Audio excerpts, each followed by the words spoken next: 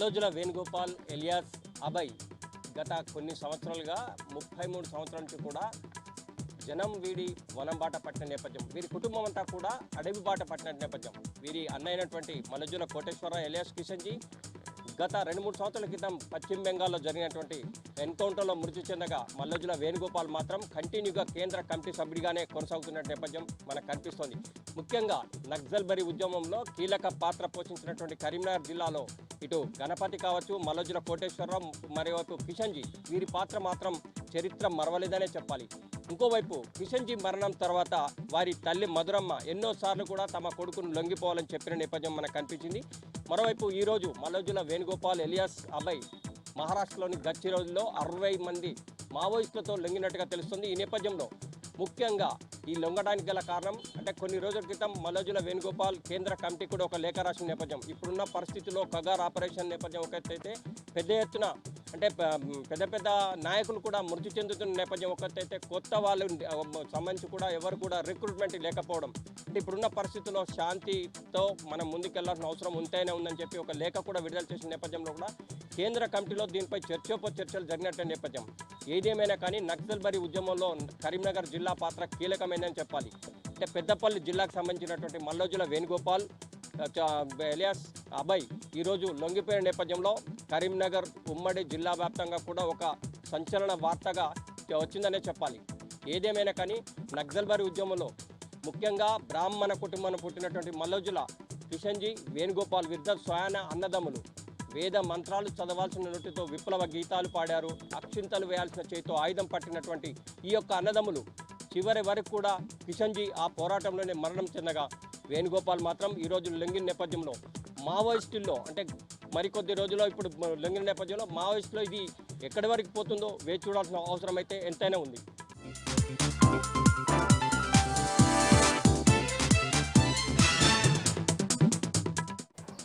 జగిత్యాల జిల్లా నుంచి ఇవాళ ప్రధాన వార్తలు ఒకసారి పరిశీలిస్తే జగిత్యాల జిల్లాలో వెలుగు చూసినటువంటి క్రిప్టో కరెన్సీ మోసం రోజుకో మలుపు తిరుగుతోంది. దాదాపు 1000 కోట్లకు పైగా లావాదేవీలు జరిగినట్టు ఇప్పటికే తెలుస్తుండగా అయితే ఇందుకు సంబంధించి ఇప్పటికే 3 కీలక నిందితులు అరెస్ట్ అయ్యారు. తాజాగా మరొక 2 నిందితులు హైదరాబాద్కు చెందినటువంటి ఇటు వరాల వెంకటేశ్వరరావుతో పాటు మరొక నిందితుడు కస్తూరి శ్యామ్ సుందర్ ఇద్దరు కూడా అరెస్ట్ అయ్యారు. అయితే జగిత్యాల పట్టణానికి చెందినటువంటి ఓ వ్యక్తి వద్ద 80 లక్షల పెట్టుబడి పెట్టించి ఆ ముఖం చాటేయడంతో ఆ యాప్ కూడా క్లోజ్ కావడంతో వీరంతా కూడా ఆ మెటా ఫండ్ ప్రోతో పాటు ఇతర యాప్లకు సంబంధించి పెట్టుబడులు పెట్టించగా అయితే ఆ బాధితుడు ఇచ్చినటువంటి ఫిర్యాదు మేరకు ఇద్దరిని కూడా అరెస్టు చేశారు. అయితే ఇందులో విచారణ కూడా ఇంకా కొనసాగుతోంది.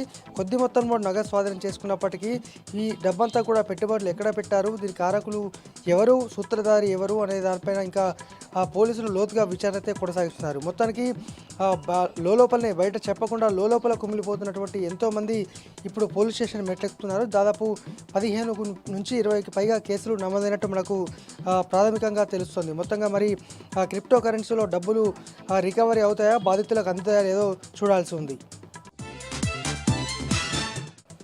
మంగళవారం సందర్భంగా మల్యాల మండలం ముత్యంపేట శ్రీ కొండగట్టు ఆంజనేయ స్వామి క్షేత్రంలో భక్తుల రద్దీ కొనసాగుతోంది. మంగళవారం కావడంతో ఆంజనేయ స్వామిని భారీగా భక్తులు దర్శించుకుంటున్నారు. ఈ సందర్భంలో ప్రత్యేక దర్శనానికి అలాగే స్వామివారి దర్శనానికి కూడా బారులు తీరారు. కోనేరులో పుణ్యస్నానం ఆచరించిన తర్వాత భక్తులంతా కూడా పెద్ద ఎత్తున వివిధ రాష్ట్రాలు అలాగే వివిధ జిల్లాల నుంచి వచ్చిన వారంతా కూడా ఇటు ఆంజనేయ స్వామి సర్వదర్శనం అయితే చేసుకున్నటువంటి సందర్భం కనిపించింది.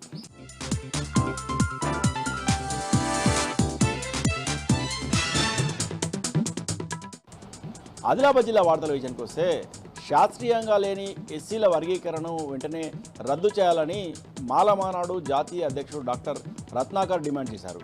జిల్లా కేంద్రంలోని ప్రెస్ క్లబ్లో ఏర్పాటు చేసిన మీడియా సమావేశంలో ఆయన మాట్లాడారు.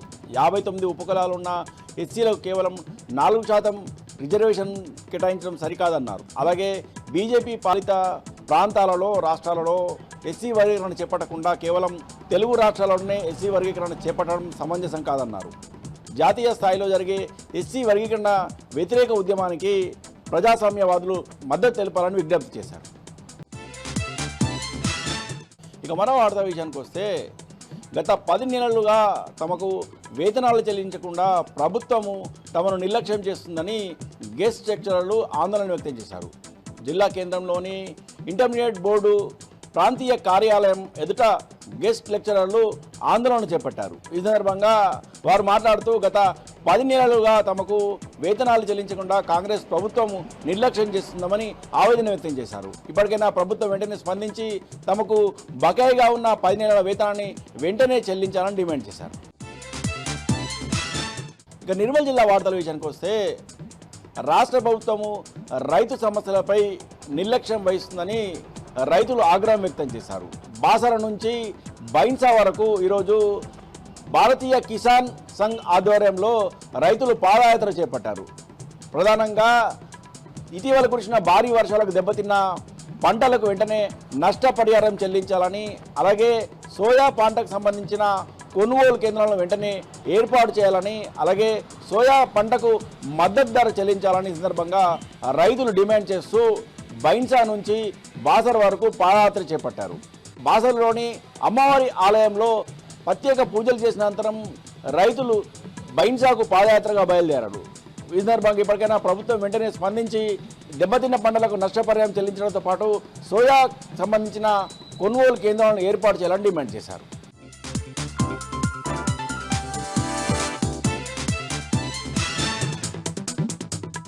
మంచిర్యాల జిల్లా ప్రధాన వార్తలకు వస్తే జిల్లా బీజేపీ పార్టీలో గ్రూపు విభేదాలు రచ్చకెక్కాయి. సాక్షాత్తు బీజేపీ రాష్ట్ర అధ్యక్షుడు రామచంద్రరావు ఎదుటే ఇద్దరు బీజేపీ అగ్రనేతలు ఓరికోరు దూషించుకోవడం పార్టీలో చర్చనీయాంశంగా మారింది.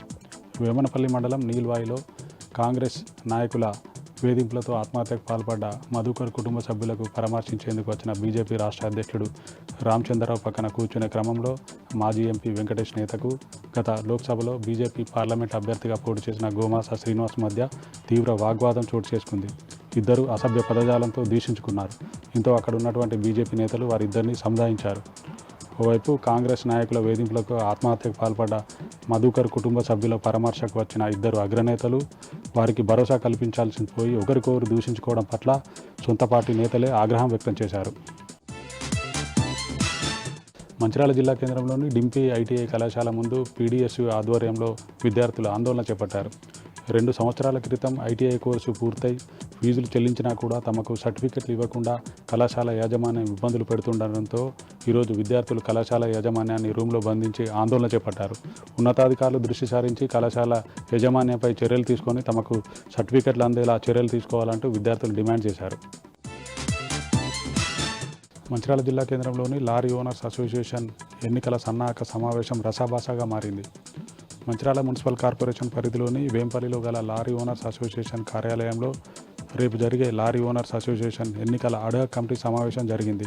ఈ సమావేశంలో ఇరు వర్గాల మధ్య తీవ్ర వాగ్వాదం చోటు చేసుకుంది. దీనిలో ఒకరికొకరు తీవ్రంగా దుర్భాషలాడుకున్నారు. ఒక దశలో ఉద్రిక్త పరిస్థితి నెలకొంది. దీంతో పోలీసులు అక్కడికి చేరుకొని ఇరు వర్గాలను అక్కడి నుంచి చెదరగొట్టారు.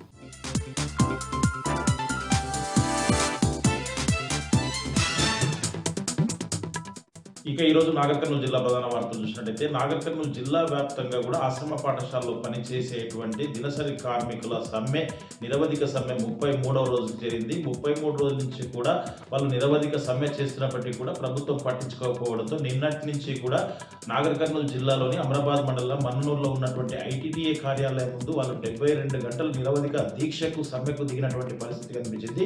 ఈ దీక్షకు ఉమ్మడి మహబూబ్నగర్ జిల్లాతో పాటు నల్గొండ, ఉమ్మడి రంగారెడ్డి జిల్లాకు సంబంధించినటువంటి ఆశ్రమ పాఠశాలలో పనిచేసినటువంటి దినసరి కార్మికులు సమ్మెకు దిగినటువంటి పరిస్థితి కనిపించింది. వాళ్ళు రాత్రి వేళల్లో సైతం కూడా అక్కడే బతుకమ్మ ఆడి అక్కడే నిద్రించి తమ నిరసన తెలియజేస్తున్నటువంటి పరిస్థితి కనిపించింది. ఇప్పటికైనా ప్రభుత్వం స్పందించి తమ సమస్యలు పరిష్కరించాలని, లేని పక్షంలో సమ్మెను ఉధృతం చేస్తామని చెప్పేసి చలో హైదరాబాద్ కూడా నడిచి వెళ్ళడానికి సిద్ధంగా ఉన్నామని చెప్పేసి కూడా వాళ్ళు తేల్చి చెప్తున్నటువంటి పరిస్థితి కనిపించింది. గతంలో కేసీఆర్ ప్రభుత్వం ఉన్నప్పుడు 13,000 ఇస్తున్నటువంటి జీతాన్ని దాన్ని తగ్గించి 11,700కి ఇవ్వడం మరి దుర్మార్గమైనటువంటి చర్య అని చెప్పేసి ఇప్పటికైనా ప్రభుత్వం స్పందించి మా సమస్యలను, మా డిమాండ్లను పరిష్కరించి మమ్మల్ని విధుల్లో చేరే విధంగా చూడాలని చెప్పేసి కూడా వాళ్ళు డిమాండ్ చేసినటువంటి పరిస్థితి కనిపిస్తుంది. మరొక వార్త చూసినట్టయితే నాగర్ కర్నూలు జిల్లా వ్యాప్తంగా ఇటీవల సెల్ ఫోన్లు పోగొట్టుకున్న వారి ఫిర్యాదు చేసిన వారందరివి కూడా రికవరీ చేయడానికి పోలీసులంతా కూడా సిద్ధంగా ఉన్నామని చెప్పేసి నాగర్ కర్నూలు జిల్లా ఎస్పీ గైక్వాడ్ వైభవ్ రఘునాథ్ తెలిపారు.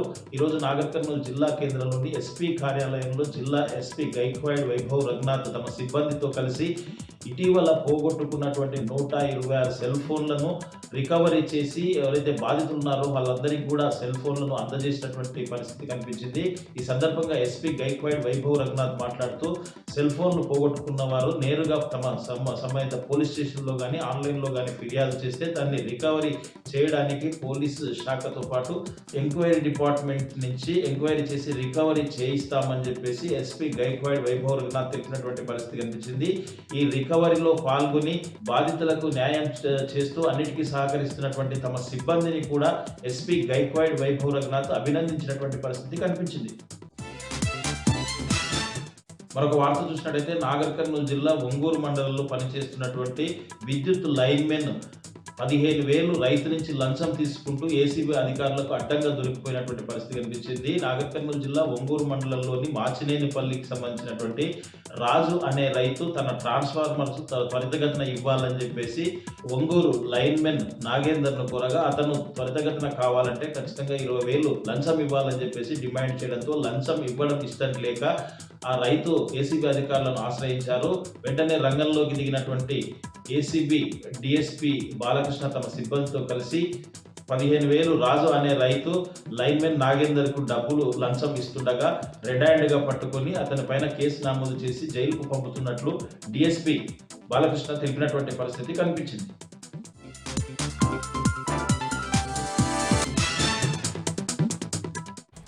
పెద్దపల్లి జిల్లాకు సంబంధించి ఈరోజు ప్రధాన వార్తలు చూసుకున్నట్లయితే మంచిర్యాల జిల్లా మంచిర్యాల మండల బీజేపీ అధ్యక్షుడు ఇటీవల కాంగ్రెస్ నేతలకు సంబంధించినటువంటి వారి యొక్క టార్చర్ కారణంగా సూసైడ్ చేసుకున్నటువంటి మధుకర్ కుటుంబాన్ని బీజేపీ రాష్ట్ర అధ్యక్షుడు రామచంద్ర పరామర్శించడం జరిగింది. అనంతరం రామగుండం సిపి కమిషనరేట్ కూడా ఆయన చేరుకుని అనంతరం రామగుండం సిపి అంబర్ కిషోర్ జాకి కూడా దోషులను కఠినంగా శిక్షించాలంటూ కూడా రామగుండం సిపి అంబర్ కిషోర్ జాకి కూడా వినతి పత్రాన్ని ఇచ్చారు రామచంద్రరావు. ఈ సందర్భంగా ఆయన మాట్లాడుతూ కాంగ్రెస్ పార్టీ యొక్క నాయకుల యొక్క వేధింపుల కారణంగా మధుకర్ చనిపోయాడంటూ కూడా వారిపైన దోషులపైన కఠినమైన చర్యలు తీసుకోవాలి, చట్ట ప్రకారం చర్యలు తీసుకొని వారిపైన చర్యలు తీసుకోవాలంటూ కూడా ఆయన వినతి పత్రం సమర్పించినట్టుగా వెల్లడించారు.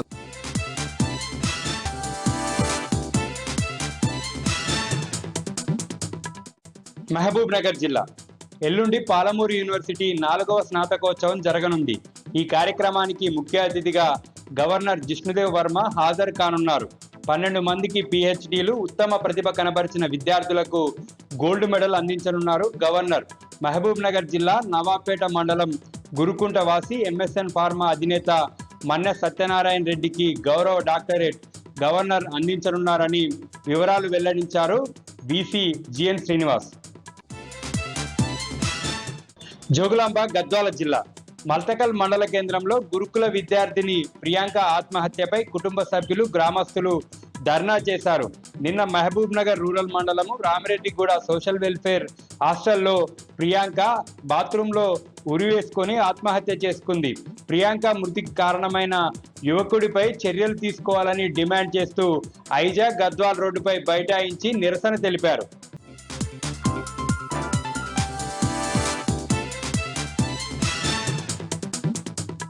ఖమ్మం జిల్లా మధుర నియోజకవర్గంలో బీఆర్ఎస్ పార్టీలోకి భారీగా వలసలు కొనసాగుతున్నాయి. సాక్షాత్తు డిప్యూటీ సీఎం బట్టి విక్రమార్క ప్రాతినిధ్యం వహిస్తున్నటువంటి మధుర నియోజకవర్గంలోని అనేక మండలాల్లో కాంగ్రెస్ పార్టీ కార్యకర్తలు ఆ పార్టీకి రాజీనామా చేసి గులాబీ తీర్థం పుచ్చుకుంటున్నారు. తాజాగా జిల్లా పరిషత్ మాజీ చైర్మన్ లింగాల కమల్ రాజు నేతృత్వంలో చింతకాని మండలం కమలాపురం గ్రామానికి చెందినటువంటి పలు కుటుంబాలు కాంగ్రెస్ పార్టీకి రాజీనామా చేసి గులాబీ కండువా కప్పుకున్నాయి. గతంలో బీఆర్ఎస్ పార్టీ నుంచి వెళ్ళిపోయినటువంటి అనేక కుటుంబాలు కూడా తిరిగి మళ్ళీ బీఆర్ఎస్ పార్టీలో చేరుతున్నటువంటి పరిస్థితులు ఉన్నాయని చెప్పి మండల పార్టీకి సంబంధించినటువంటి నాయకత్వం చెప్తా ఉంది. ఇటు బోనకల్లు, చింతకాని మండలాల్లో పెద్ద ఎత్తున బీఆర్ఎస్ పార్టీలో చేరికలు కొనసాగుతున్నటువంటి నేపథ్యంలో రాబోయే రోజుల్లో మరిన్ని చేరికలు ఉంటాయని చెప్పి బీఆర్ఎస్ నాయకత్వం ప్రకటించింది. కాంగ్రెస్ పార్టీ ఇచ్చినటువంటి హామీలు అమలు చేయకపోవడంతో పాటు ప్రజలను మోసం చేసిందనేటువంటి కారణంగా ఆ పార్టీలో ఇవ్వడలేక బయటకు వస్తున్నట్టుగా కాంగ్రెస్ కార్యకర్తలు చెప్తా ఉన్నారు. ఆన్లైన్లో ఉద్యోగాలు ఇప్పిస్తానంటూ భారీ మోసాలకు పాల్పడుతున్న ఓ నిందితుడిని ఖమ్మం జిల్లా సైబర్ పోలీసులు అదుపులోకి తీసుకుని అరెస్ట్ చేశారు. వెంసూరు మండలానికి చెందినటువంటి ఒక ప్రైవేటు ఉద్యోగికి ఆన్లైన్లో ఉద్యోగాలు ఇప్పిస్తానంటూ లక్షల రూపాయల జీతం ఉంటుంది, సంపాదించుకోవడానికి అవకాశం ఉందని నమ్మబలుకుతూ పదే సైబర్ నేరగాడు ఫోన్లు చేసి డబ్బులు లాగడం మొదలుపెట్టాడు. తాను మోసపోయానని గమనించినటువంటి బాధితుడు ఖమ్మం జిల్లాకు సంబంధించిన సైబర్ పోలీసులను ఆశ్రయించగా విచారణ చేపట్టినటువంటి పోలీసులు మహారాష్ట్రలోని సంభాజీనగర్ చెందినటువంటి రవీంద్ర లక్ష్మణరావు అనేటువంటి వ్యక్తి ఈ సైబర్ నేరాలకు పాల్పడుతున్నట్టు గుర్తించారు. అతని మీద మీద కేసు నమోదు చేసుకుని అదుపులోకి తీసుకొని ఖమ్మం జిల్లాకు తీసుకొని వచ్చారు. తన విచారణ పూర్తి చేసిన అనంతరం తను కాజేసినటువంటి 30 లక్షల రూపాయలకు సంబంధించినటువంటి అంశంలో పలు కీలకమైనటువంటి ఆధారాలను తీసుకొని అతన్ని కోర్టులో హాజరుపరిచి రిమాండ్కి తరలించారు. భద్రాద్రి కొత్తగూడెం జిల్లా పాల్వంచపట్నంలోని అయ్యప్ప స్వామి దేవాలయం సమీపంలో ఒక కారులో మంటలు చెలరేగాయి. ఇది గమనించినటువంటి స్థానికులు మంటలను అదుపులో చేసేందుకు కారు దగ్గర సమీపించగా అందులో ప్రయాణిస్తున్నటువంటి వ్యక్తులు దిగి పరారు కావడం అనుమానం తావించింది. తక్షణమే మంటలను అదుపులోకి తీసుకొచ్చినటువంటి స్థానికులు పోలీసులకు సమాచారం ఇచ్చారు. హుటాహుటిన ఘటనా స్థలం దగ్గర జరిగినటువంటి పోలీసులు కారులో మంటలను పూర్తిగా ఆర్పేసి తనిఖీ చేయగా అందులో గంజాయి తరలిస్తున్నట్టుగా గుర్తించారు. ఈ కారు ఎవరిది, ఎవరి పేరు మీద రిజిస్ట్రేషన్ ఉంది, ఎవరు వినియోగిస్తున్నారు, గంజాయి ఎక్కడ కొనుగోలు చేశారు, ఎటు తరలిస్తున్నారన్న కోణంలో కేసు నమోదు చేసుకుని విచారణ చేస్తున్నట్టుగా పోలీసులు తెలిపారు.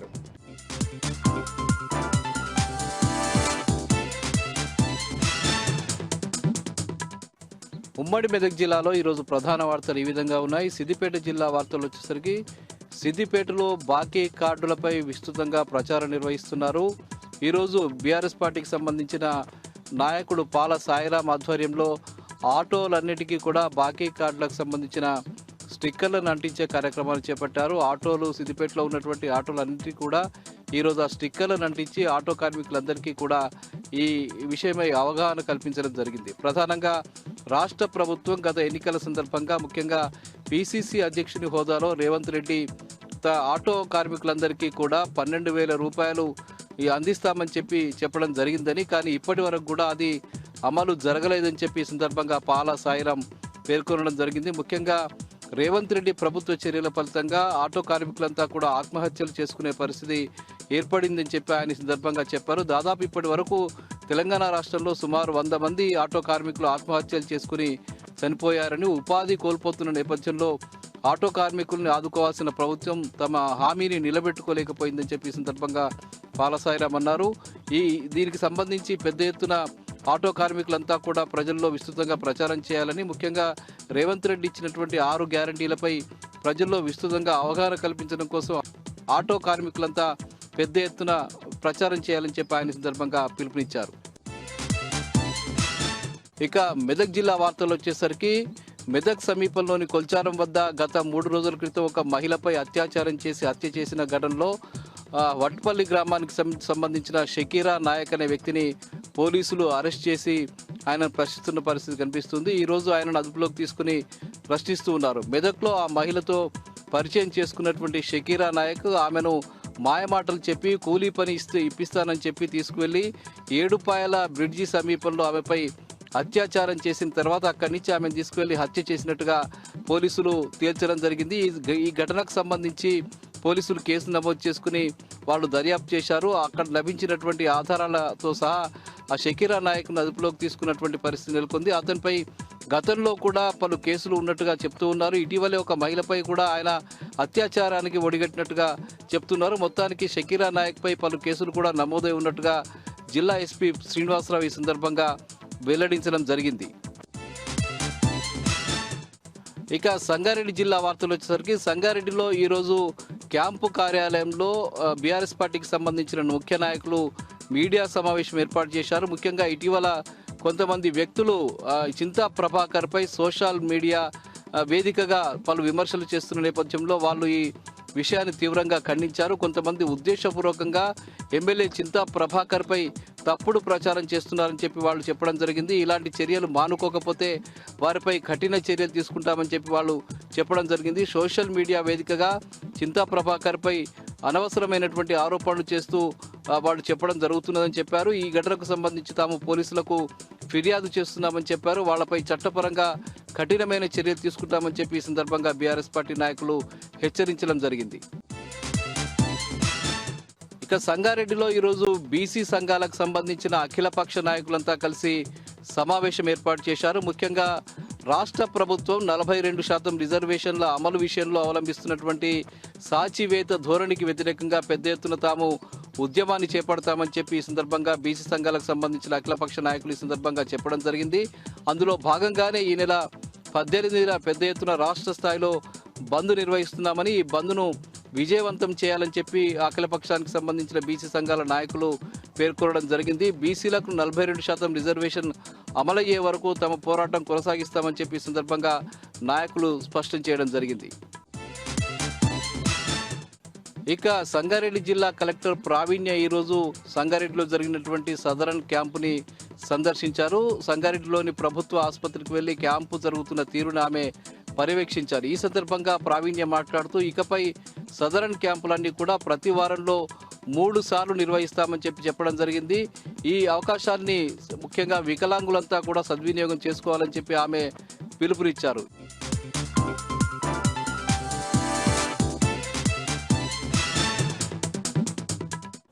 వరంగల్ జిల్లా ప్రధాన వార్తలను పరిశీలించినట్టయితే వరంగల్ మహబూబాబాద్ జిల్లాలో ఇండ్లను టార్గెట్ చేసి చోరీలకు పాల్పడుతున్న 5 సభ్యుల ముఠాను నర్సంపేట పోలీసులు అరెస్ట్ చేసి రిమాండ్కు తరలించారు. నిందితుల నుంచి 2.2 తులాల బంగారం, 38 తులాల వెండి, 5 సెల్ ఫోన్లు, ఒక బైక్, అదేవిధంగా ఒక ఆటోను స్వాధీనం చేసుకున్నారు.